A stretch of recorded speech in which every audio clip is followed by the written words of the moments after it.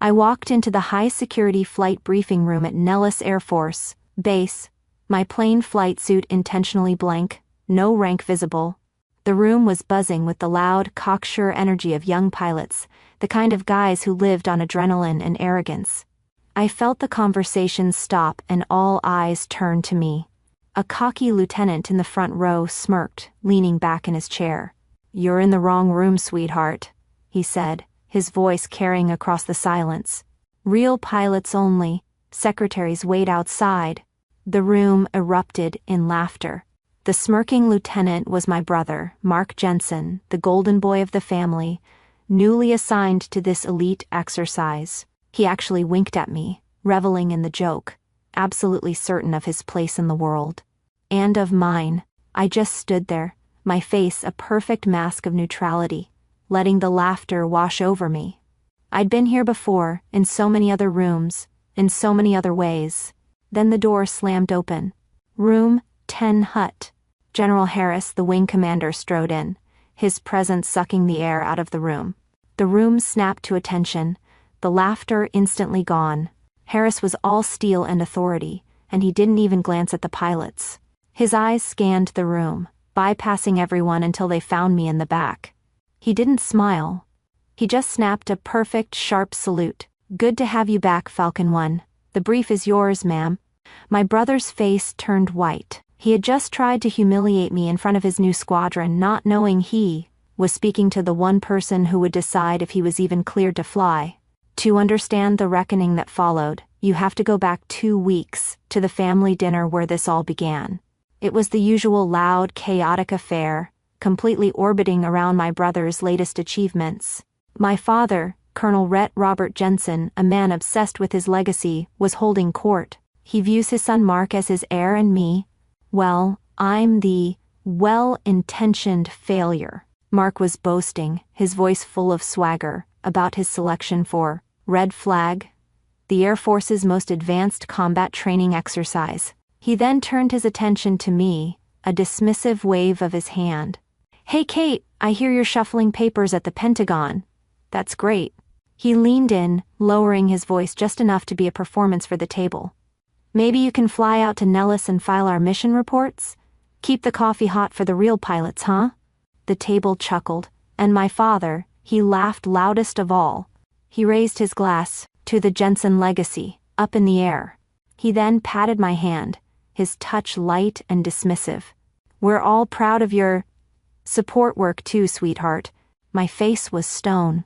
I just nodded, the familiar coldness settling in. They had no idea. I wasn't supporting Red Flag. I was running it. And their public dismissal just confirmed that my brother's arrogance wasn't just a family problem anymore. It was a professional one. And I was the one who was going to have to solve it. To them, the world was simple. You were either a tip of the spear pilot or you were support.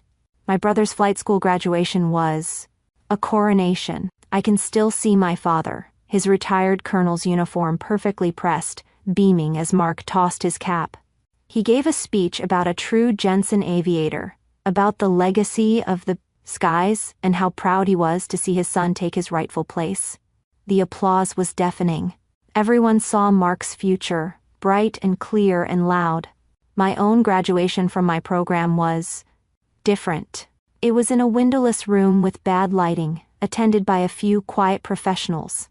I couldn't tell my family what I'd been trained for. It was all classified. I just had a certificate with a program name that meant nothing to them. I saw the look they exchanged. The polite, strained smiles. The well, good for her. Later, I overheard my father telling my uncle she washed out of the pilot pipeline.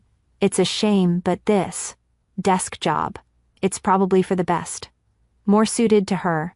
They had no idea. My family thinks I shuffle papers at the Pentagon. The truth is, I rarely see a desk. My actual job is to be the chief architect for Operation Red Flag. I'm the one who writes the kill criteria. I'm the one who approves the shot validation from the range training officers watching the live data feed.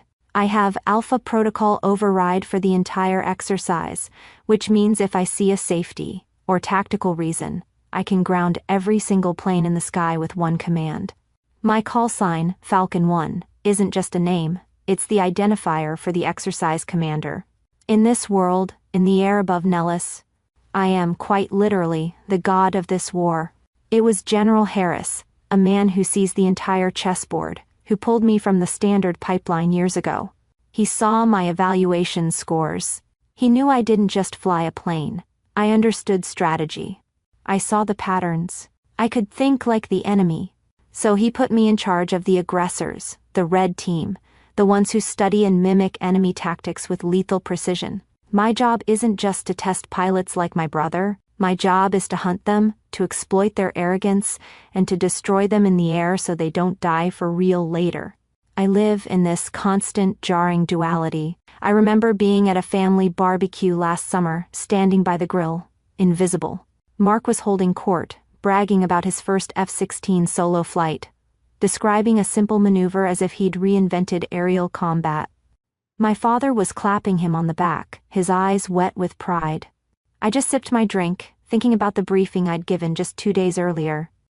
Me, in a sterile, soundproof skiff, pointing a laser at a classified schematic of a new enemy SAM installation. Briefing a room full of colonels, my father's peers, on the exact methods we'd use to exploit its weaknesses. My father and brother had spent a decade treating me like a footnote in their story. They only respected one thing: rank and authority. After that dinner, I decided I would finally speak to them in the only language they understood. The problem was, they didn't even know I spoke it. After that dinner, I went to see General Harris. He'd seen the preliminary roster and knew my brother was on it. When I told him what happened, his face hardened into granite. "That's unacceptable, Captain," he said, his voice low. "Conduct unbecoming an officer? I don't care who his father is. I can have that lieutenant pulled from this exercise right now. Just say the word." I appreciated the loyalty. It was more than my own family had ever shown me. But I shook my head. "No, sir. Thank you, but no." He raised an eyebrow. "This isn't a personal issue, sir," I explained, my voice steady. "It's a cohesion issue. His arrogance is a tactical liability. I'll correct it. Procedurally," the general understood immediately. "This wasn't about revenge. That's messy and emotional, and it has no place here. This was about exposure. My goal wasn't to humiliate Mark. It was to let the system itself reveal his ignorance in an undeniable way. I wouldn't have to say a single word in anger. The rigid structure of the Air Force, the very protocols he claimed to respect, would be the thing to confront him. He and his buddies needed to learn that arrogance gets you killed. I was going to design the lesson, but they would never see it coming from me. So I went to work, using the system I knew better than anyone. I logged into the secure network and pulled up the in-brief roster for day 1. It was a simple matter to officially adjust the speaker's schedule. For the main threat and scenario brief, I didn't list a name or rank. I just listed a call sign, Falcon 1. Then, I made a formal request directly to General Harris. "Sir," I wrote, "I request you provide the initial welcome. Then cede the floor to Falcon 1 for the main brief. I will enter the auditorium separately and wait in the back." This was the trap. His authority would be the trigger. The final piece was the uniform. It had to be perfect. I decided to wear my sterile flight suit. No rank, no patches, no name, nothing to identify me. It's standard procedure for Red Team role players to maintain ambiguity, to blend in. To a room full of new, cocky pilots, I'd be invisible. I'd look like just another part of the administrative staff, maybe someone's aide, or a secretary. It was the perfect Trojan horse. I would use their own dismissiveness as my camouflage. The roster was set. The general was briefed. The trap was laid. Mark and his buddies thought they were walking into a standard safety brief. They had no idea they were walking into their own performance review, administered by the secretary they thought was there to get them coffee. It was 0700 on the dot. The main auditorium at Nellis was packed, well over 100 pilots, all vibrating with that restless pre-exercise confidence. I saw Mark immediately. He and his new squadron buddies had, of course, taken the entire front row, leaning back in their chairs like they owned the place, laughing too loudly, projecting an obnoxious amount of swagger. They were the center of their own universe. As planned, I slipped in through a side door, holding a stack of briefing packets, my sterile flight suit making me just another part of the background. I was invisible, just another admin staffer, exactly as I'd intended. I had to walk right past the front row to get to the back of the room. Mark saw me, but he didn't see me. He didn't see his sister. He just saw a woman, out of place. He leaned into the aisle as I passed, his voice loud enough for everyone to hear. "You're in the wrong room, sweetheart." His friend next to him chimed in, not even looking up. "Real pilots only. Secretaries wait outside." The laughter was sharp and immediate, a wave of pure dismissive arrogance. I didn't react. I didn't slow down. I just let the laughter follow me as I took my position, standing in the shadows at the very back wall. A moment later, the main doors at the back flew open. "Room 10 Hut." The voice was a thunderclap. The entire auditorium, 100 cocky pilots, snapped to their feet as one. General Harris strode down the center aisle, his presence like a pressure wave. He stepped up to the podium and stared them down, letting the silence stretch until it was uncomfortable. At ease, he finally clipped. "Welcome to Red Flag," he began, his voice a low growl that needed no microphone. "For the next 3 weeks, you will be tested against the most advanced, most aggressive threat matrix this base has ever developed." He paused, his eyes sweeping the front row. "Your performance will be evaluated, your weaknesses will be exposed, and I guarantee you, your egos will be checked." The room was dead silent. He owned them. The architect of that threat matrix, Harris continued, the Red Team commander, and the final authority on all shot validations for this exercise is Falcon 1. A few murmurs. The call sign was Legend. "And she has been in this room for the last 5 minutes, observing your complete lack of military discipline." A pin could have dropped. Then General Harris turned his body, his eyes finding me in the shadows. He faced me directly. And in front of 120 pilots, this 2-star general snapped a perfect razor-sharp salute. "Good to have you back, Falcon 1. The brief is yours, ma'am." Time seemed to slow down. I pushed off the wall and began the long walk from the back of the room, down the center aisle, toward the stage. Every eye was on me. I could feel the confusion radiating from them, the cognitive dissonance as they tried to process what was happening. I kept my eyes forward, but I could see my brother Mark in my periphery. His face was a kaleidoscope of reactions, first confusion, then a flicker of disbelief, then a dawning, sickening cold horror as he finally recognized his sister. The secretary was Falcon 1. I stepped onto the stage, gave General Harris a curt nod, and walked to the podium. I plugged in my encrypted USB drive. The projector flared to life, illuminating the massive screen behind me. The first slide was simple. It read, "Red Flag 25-4, Threat Briefing," and underneath, "Captain Kate Falcon 1 Jensen, Exercise Commander." I picked up the microphone, the click echoing in the silence. I looked down at the front row, my eyes landing directly on my brother's pale, frozen face. "Good morning, gentlemen," I said, my voice cold, clear, and amplified to fill every corner of the room. To the lieutenants in the front row, a pilot who cannot correctly identify a threat or an authority is a dead pilot. You have just failed your first test. Welcome to my exercise. For 20 years, my brother had laughed at me. In that moment, as the blood drained from his face in a silent, packed auditorium, I realized he would never laugh at me again. My voice didn't waver.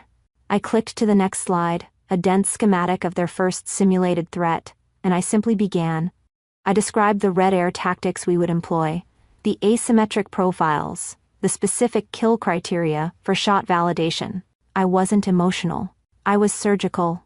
I was brilliant because this was my world, and I knew every single inch of it. I saw Mark in the front row, his face still pale. He looked small. He was no longer the golden boy in his father's story. He was just another lieutenant, in way over his head, who had just insulted the one person who would be grading his every move. For the next 2 weeks, I systematically dismantled his squadron. Falcon 1 wasn't just a call sign, it was the ghost in the machine that, anticipated their every move, that knew their doctrine better than they did. I wasn't cruel, that's an emotion, and emotions have no place here. I was professional. I'd read Mark's training evaluations. I knew his tendencies. His arrogance, the very thing my father praised as confidence, showed up in his flying. He'd push into a weapons engagement zone too early, thinking he was invincible, ignoring his wingman's check 6 call. So I'd set a trap. I'd have a virtual SAM sight light him up from a blind spot he should have checked. Or have an aggressor, F-16, sweep in on a vector he'd arrogantly dismissed. In the hot wash debriefs afterward, I never used his name. I didn't have to. I'd just circle his call sign on the tactical playback, the red line of his flight path ending in a digital explosion. Blue 4, right here, I'd say, my voice flat, professional. This maneuver, this was impatience. It not only got you killed, it exposed your element lead to a red air response. This is a failure of basic tactical discipline. He had to sit there, in a room full of his peers, and learn. Or fail. The final hot wash was packed, the main auditorium buzzing with the nervous energy of the final review. Mark looked exhausted, hollowed out. His own squadron commander, a man named Peterson, stood up to give his squadron's performance review. He didn't mince words. He got to Mark's call sign. "Lieutenant Jensen," he said, his voice echoing in the silent room. Due to a fundamental and repeated lack of situational awareness and a failure to adhere to established protocol, you are benched. You will not be flying in the final vulnerability phase. It was a public, procedural execution of his ego. And I didn't have to do a thing. Just as the tension in the room peaked, General Harris stepped up. "Thank you, Colonel Peterson. That assessment is correct." He looked out at the room. This exercise exposed critical gaps that were identified and exploited with lethal precision by our red team. He looked at me, then back at the pilots. The success of this new threat simulation has been unprecedented. Therefore, Captain Jensen's role as Falcon 1 is being made permanent. She is hereby given full command of the newly formed aggressor Red Team Design Bureau. She will write the doctrine for all future red flags. I just stood there. In one single meeting, my brother was publicly sidelined for the exact arrogance my family had celebrated. And I was given command. It wasn't revenge. It was reallocation. The system had finally corrected itself.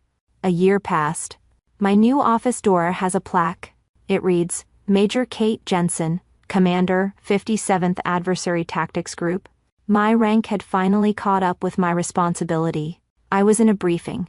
My briefing, leading a team of the sharpest strategic minds I'd ever met. Analysts, pilots, intelligence officers. We were arguing, debating a new red air tactic, a healthy, sharp, passionate debate built entirely on competence and mutual respect. This, I thought to myself, this is what a real family feels like. After the brief, I sat at my desk. I saw an email in my inbox. The sender, Robert Jensen, my father. The subject line was just, "Following up."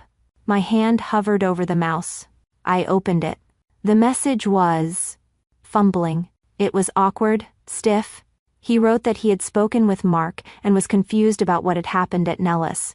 He wanted to find a time to talk when I was free, so he could better understand my new role. I read the words. Confused. Understand my new role. It was the closest he would ever get to an apology, a tentative, fumbling, admission that his entire worldview, his entire legacy, was wrong. And as I read it, I waited. I waited for the surge of triumph. I waited for the anger, or the vindication, or something. But I felt nothing, just quiet. The cold, heavy weight I used to carry in my stomach, the one that always ached for his approval, it just wasn't there. His validation was no longer a variable in my equation. My peace was no longer dependent on his apology. I didn't reply. I just moved my cursor, clicked archive, and watched the message disappear. I turned in my chair and looked out the window, past the tarmac to the flight line. My aggressor F-16 seconds were taking off, sharp and dark against the desert sky. They were my work. They were my responsibility. My father spent his whole life talking about the Jensen legacy he was handing to my brother. But in the end, he had to learn that you don't inherit a legacy. You earn it. And Falcon 1 earned hers in silence, long before they ever knew her name. If you've ever had your skills dismissed by the very people who were supposed to support you, tell us about the moment you finally proved them wrong. In this community, your expertise is always recognized,